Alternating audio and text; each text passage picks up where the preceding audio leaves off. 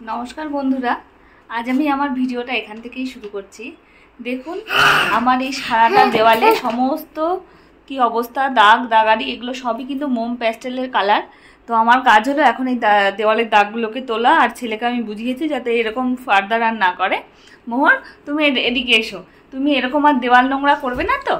হ্যাঁ না সোনা, করতে হয় না। হ্যাঁ বাবা, মা কত কষ্ট হয়ে যায়, দেওয়ালে আঁকতে হয় না, কোথায় আঁকতে হয়? খাতায়। ঠিক আছে, এখন আমি এইগুলো পরিষ্কার করার জন্য নিয়েছি একটু গরম জলের মধ্যে সার্ফ গুলে নিয়েছি। আর হচ্ছে এই বাসনের এই যে বাসন মাজার এই যে এটাকে এখানে তাপ্তি বলে, তো এইটা নিয়েছি। এইটা দিয়ে আমি এখন চেষ্টা করবো এই রঙগুলো যাতে পুরোপুরিভাবে উঠে যায়।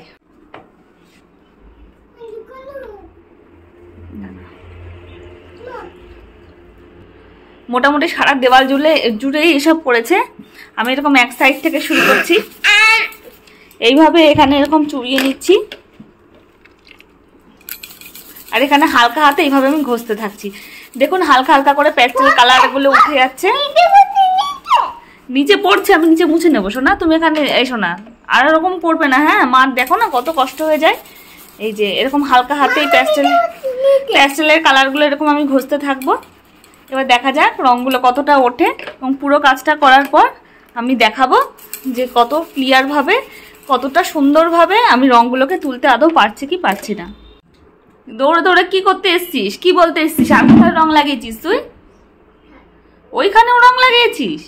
কান ধরে বলো আমি আর করবো না। সাইনাত কাকুকে বলে দাও, সাইনাত কাকু যদি ভিডিওটা দেখে সাইনাত কাকু ভাববে যে মোহর ভুল করে ফেলেছে, আর করবে না, আর হবে না। বলো আমি আর করবো না কাকু। এরকম দুষ্টু করে না, এইভাবে আমি সার্ফ জলটা নিতে হবে। আর এইভাবে দুষ্টু করে কেন দুষ্টু বাচ্চা। আর এইভাবে হালকা হাতে ঘষতে হবে। এবার দেখা যাক এটা করতে কত সময় লাগে, কারণ আমাকে এখন এতটা গোটা প্রায় দেওয়াল করতে হবে। ওই একদম সামনেও হালকা আছে, সেগুলো করতে হবে। ছেলেও কাজ শুরু করে দিয়েছে, মা একা কাজ করছে তাই না, এইটা পরিষ্কারের দায় মোহরের, যেহেতু মোহর এগুলো করেছে। এখান থেকেও রুমালটা নিয়ে এই জলে ভিজে, যেগুলো আমি এগুলো হালকা হালকা করে এরকম মোছার পর আমি দেওয়ালটা জল দিয়ে জলের মধ্যে করে রুমালটা ভিজে দেওয়ালটা পরিষ্কার করে নিচ্ছি। তা আমাকে কাজ করতে দেখে ও ওই রুমাল দিয়ে ওই কাজগুলো করা শুরু করেছে। এই জিদ্দি দাগ তোলা খুব কষ্টের। এখন দেখা যাক কতটা ওঠে। তুমি কি করছো? হ্যাঁ তুমি পরিষ্কার করছো। তা তুমি এখানে মোম রং দিয়ে দাগিয়েছে কেন? এখানে শুধু মোমের কালার রয়েছে তাই না, প্যাস্টেল রঙের পাশাপাশি এখানে মার্কারের দাগও রয়েছে। আর মার্কারের দাগ তোলাটা খুব কষ্টের। তাও ওই ধীরে ধীরে ওই হালকা হাতে এইভাবে যদি ঘষতে থাকলে দাগগুলো দেখো ধীরে ধীরে উঠে যাচ্ছে। তবে খুব জোর লাগালে কিন্তু দেওয়ালের চুনকামটা উঠে যাবে। সেই দিকটা বজায় রেখে, সেই দিকটা সাবধানে হালকা হাতে এবং সাবান গোলা জলটাকে ফেনা মতো করে হালকা হাতে ঘষলে তবেই এটা উঠবে। আমি এখানে সাথে অল্প জলের মধ্যে একটা রুমাল নিয়ে ভিজিয়ে রেখেছি। একদিকে যেমন পরিষ্কার করছি স্টিলুল দিয়ে, আর ওই জলের মধ্যে ভেজানো রুমাল দিয়ে সেই জায়গাটা পরিষ্কার। জলের মধ্যে নোংরা, এই দেখো জলে নোংরা, জলে হাত দিও না বাবা, আমি কাজ করিনি, তুমি হাত দিও না। এই দেখুন রং মোটামুটি উঠছে।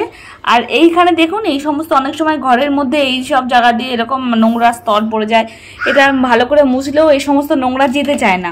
তো সেটারও ওই একটাই উপায়, হ্যাঁ এরকম এইটা মগের মধ্যে অল্প জল নিয়ে তার মধ্যে সার্ফ গুলিয়ে স্টিলুল চুবিয়ে একই রকমভাবে আস্তে আস্তে ঘষলে পারে এটা কিন্তু খুব সহজেই এই সমস্ত নোংরাগুলো উঠে যায়, যেগুলো অনেক মাসের একদম নোংরা জমে যেগুলো একদম আঠার মতো হয়ে যায়, সহসা মুছলে উঠতে চায় না, সেগুলো এইভাবে স্টিলুলের সাহায্যে কিন্তু খুব ইজিলি মুছে নেওয়া যায়। এখানে দেখতেই পাচ্ছ কত সুন্দর কীভাবে নোংরাগুলো এঁটেছিল, কিন্তু এখন কত সুন্দর পরিষ্কার হয়ে গেল।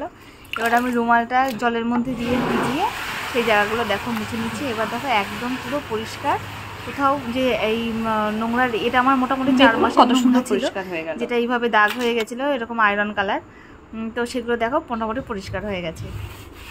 মোটামুটি রোজ তো এইভাবে ফ্লোরের কোনা কাঞ্চি এত এইভাবে পরিষ্কার করা সম্ভব না।